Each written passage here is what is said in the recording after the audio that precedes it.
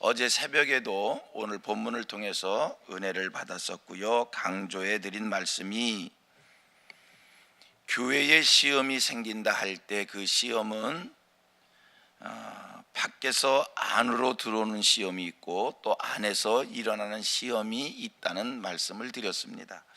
자, 29절 30절 한 번 더 봅니다. 29절 30절 제가 읽습니다. 내가 떠난 후에 쌓아나온 이리가 여러분에게 들어와서 그 양떼를 아끼지 아니하며 쌓아나온 이리가 여러분에게 들어와서 30절입니다. 또 여러분 중에서도 제자들을 끌어 자기를 따르게 하려고 어그러진 말을 하는 사람들이 일어날 줄을 내가 아노라. 너희들 중에서도 어그러진 말을 하는 사람이 일어나서 파당을 일삼는 일이 있을 것이다. 이러한 교회의 시험이 있기에 성령께서는 교회의 감독자를 세우신다는 겁니다. 자, 그렇다면 성령께서 세우신 감독자가 해야 될 일이 뭐냐? 교회를 보살피는 일이고요. 감독자가 교회를 보살핀다고 할 때 무엇을 어떻게 하는 것이 교회를 보살피는 건가? 무엇을 가지고 어떻게 교회를 보살피는 것이냐라고 하는 얘기입니다. 교회 안에 시험이 있습니다. 밖에서 안으로 들어온 쌓아나온 이리들이 있습니다. 교회 안에 어그러진 말을 하며 파당을 일으키는 무리들이 있습니다. 자, 그럴 때 감독자가 무엇을 가지고 어떻게 교회를 지켜야 되는가?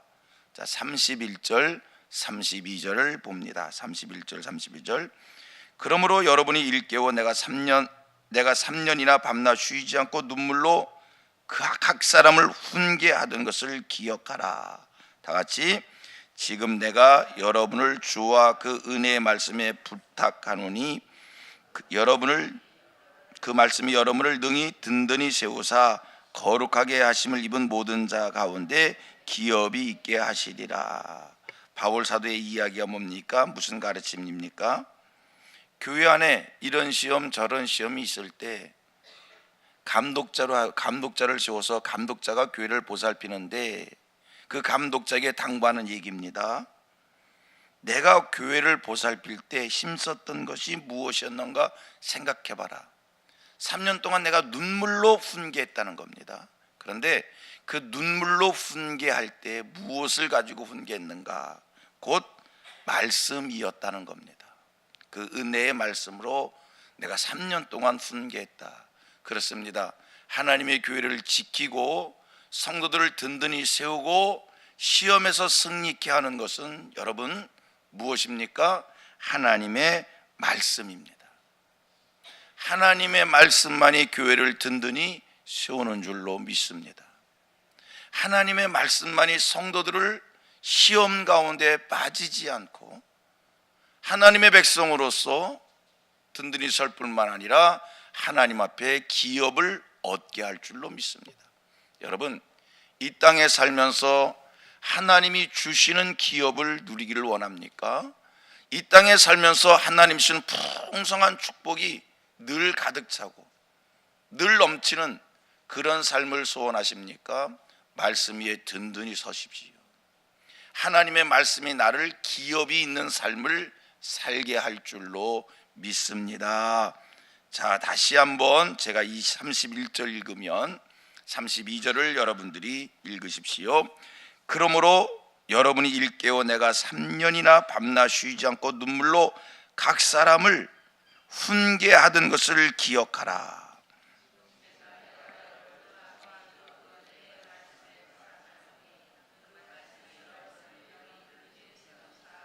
거룩하게 하심을 입은 모든 자 가운데 기업이 있게 하시리라. 사도 바울 장로들에게 부탁 이야기합니다. 에베소 교회를 향해서 얘기합니다. 무슨 얘기합니까? 내가 말씀 위에 부탁한다는 거예요. 그 말씀이 우리를 든든히 세우고 우리를 기업이 있는 삶이 되게 해 주신다. 여러분, 교회나 세상이나 분명한 것은요, 비와 창수가 바람이 있다는 겁니다. 어제 우리가 살폈습니다만, 말씀을 드렸습니다만, 바울 사도가 하는 이야기가 뭡니까? 환난이라고 하는 것은, 시험이라고 하는 것은 예루살렘에만 있는 것이 아니라 에베소 교회에도 있다는 거예요. 시험은 어디든지 있는 겁니다. 여러분, 내가 하나님의 은혜로 구원받았습니다. 하나님의 자녀가 됐습니다. 예수를 잘 믿기로 결심했습니다. 실제로 하나님 말씀 앞에 살아갑니다. 말씀 앞에 부끄러움 없는 삶을 살기를 노력하고 그렇게 삽니다. 그러면 시험이 없을까요? 그렇게 살면 이 세상 살면서 우한 질고 없는 삶을 살까요? 이 세상에 시험이 없고 이 세상에 우한 질고 없는 삶을 산다면 그게 천국이게요? 여러분, 세상은 우한 질고가 있는 거예요. 우한 질고 피할 수 없어요. 천사 같은 삶을 살아도 세상을 살면서 겪어야 될 일들을 겪는 거예요. 그러면 믿지 않는 사람과 믿는 사람의 차이가 뭔가? 말씀 위에 선 사람과 말씀 밖에 있는 세상을 막 사는 사람과 하나님 앞에서 신실하게 사는 사람의 차이가 뭔가? 우한 질고가 있을 때, 시험이 있을 때, 환난이 있을 때 그것을 어떻게 받아들이고 그러한 일이 있을 때 흔들림이 없는 삶을 사는가 그렇지 못하는가 이야기입니다.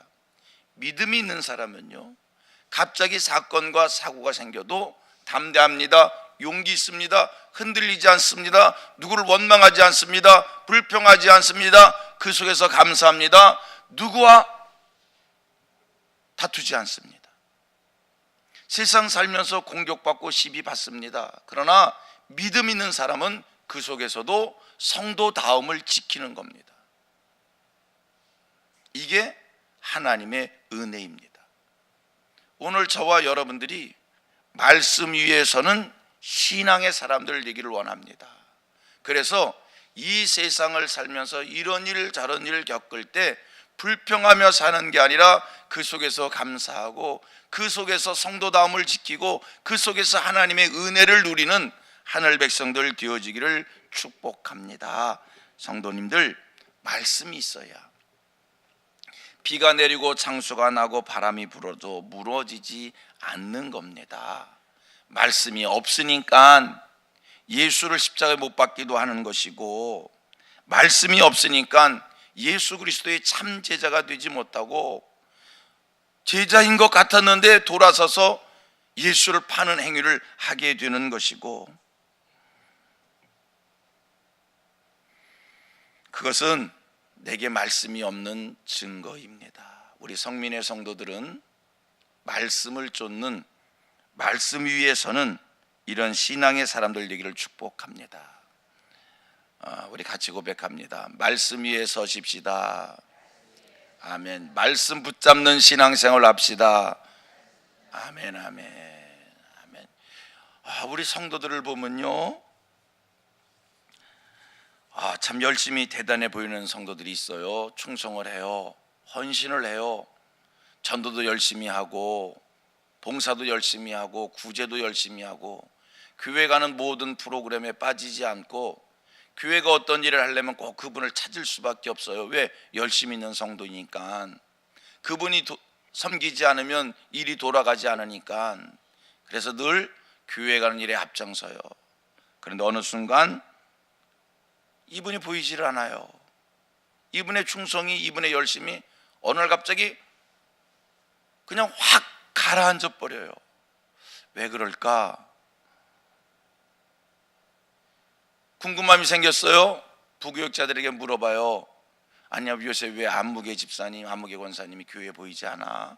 왜 헌신의 자리에 옛날 같지가 않아? 물어봐요. 이야기를 합니다. 집에 무슨 일이 생겼대요. 이런 일 저런 일이 생겼대요. 마음에 안타까운 생각이 들어요. 말씀 위에 서는 신앙을 가졌다면 그러한 시험된 일 극복할 텐데, 그런 시험된 일이 있어도 흔들리지 않을 텐데. 여러분, 왜 우리가 신앙생활에서 자꾸 흔들리는 겁니까? 왜 신앙생활하는 과정 속에 목사가 저럴 수 있나? 권사님이 저럴 수 있나? 집사님이 저럴 수 있나? 그렇게 생각하면서 낭망하는 겁니까?